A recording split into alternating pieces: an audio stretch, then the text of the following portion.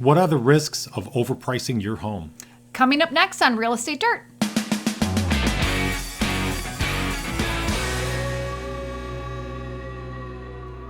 Look up. Okay, so today we're going to talk about the risks of overpricing your home.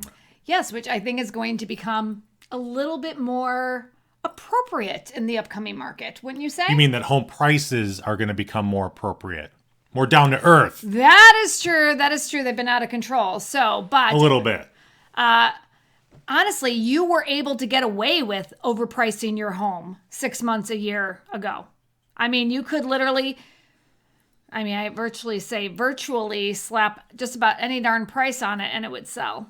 So what's the home worth? $300,000? Okay, we're going to price it at $450,000. Yeah, somebody will give it to us. Yeah. Not happening. We all understand that was a rogue event, what we just went through. It's over. And now we're coming back to normal. Coming back down to earth. So I think you're at a greater risk of potentially overpricing your house right now. Big time. So let's talk about what's going to happen if you do that and you don't pay attention to the most recent data. And let me also share with you that no, you cannot go back 6 or 12 months right now and see what things were selling for. It's not going to be representative of the current market. So please, number one, in pricing your home, you got to stay within the last 3 months. And you even have to weigh that out. I would say you have to understand that things have changed. You have to be reasonable.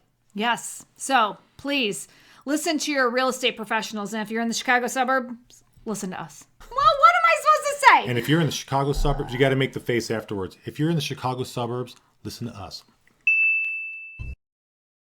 Well, no, I'm not that. I try to be classier than that. I'm not always, but I try. I try to be classier than that. You have to make the shameless plug face, but go on. What's next? So, risks of overpricing your house. If you do overprice your house, what's going to happen? You say, oh, what's the big deal? How many times do we hear, oh, we'll just try it for a couple weeks or 30 days? Problem number one is that the highest level of interest in your home is when it's new to the market. Correctamundo. So what's the goal to get you the top dollar? The goal is to get you the most interest all at once. So there's like a little bit of competition, right? I mean, it is to attract as much interest as you possibly can all at once. So if your listing or your house, I want to say listing because it's like a realtor thing. If your house goes on the market new, everybody's interested. Make it awesome. So they all come running. Not so they all come there and then it's like, oh. And actually, if you're priced crazy, they're probably just going to skip you altogether. Oh, yeah. That's the nuts and bolts of it. Yeah. The key is new to the market, you have the most interest, and you should deliver more, right? They should come in and it should look even better in person than it did in the pictures that got them to walk in the door. Because agents who are working with buyers who are ready to buy right now, those buyers are waiting for everything new. Like they're chomping at the bit. What's next? What's next? When's something going to come on? We never get the call, hey, this property came on the market 3 months ago. Can we go see it? No, we get the call, hey, this just came on the market. Can we go see it? Now, right? Tomorrow, right away. So you have the most interest early on, usually within the first 2 weeks. Sometimes people say 30 days. By saying the first couple weeks, you're going to get the most interest. That is the peak time to get top dollar for your house. After that, you're going to start having to wait for new buyers to enter the market because everybody, let's say you're $500,000. So you're $500,000. All the interest comes, you've overpriced it, you should have been $475, right? All the people come, they can tell you're not 500 because they saw the other 500s.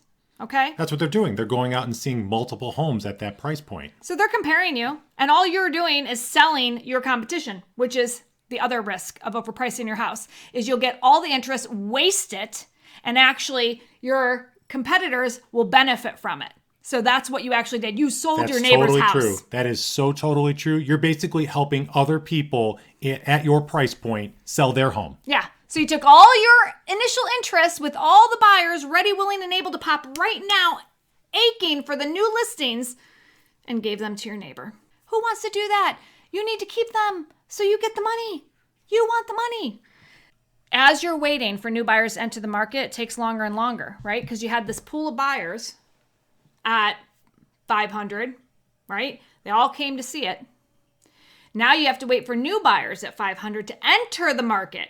Problem is when they enter the market, they just started looking, so they don't tend to pull the trigger as quick until they get a few showings under their feet and they've been in the market for a little bit, right? So usually you don't take a new buyer out, go look at their first property and they buy it. No, they want to get their feet wet in the market and see a few, look around. Comparison shop. Right. So now as you're waiting for the new buyers to enter the market, they're also going to take a few weeks, a month to make a decision to feel out the market. So now you're on the market for 2 months. What does that look like to everybody else? So probably by this point in time, your realtor's already recommended that you do a price adjustment. So now you're probably adjusting either to or close to the price that you should have been at all along.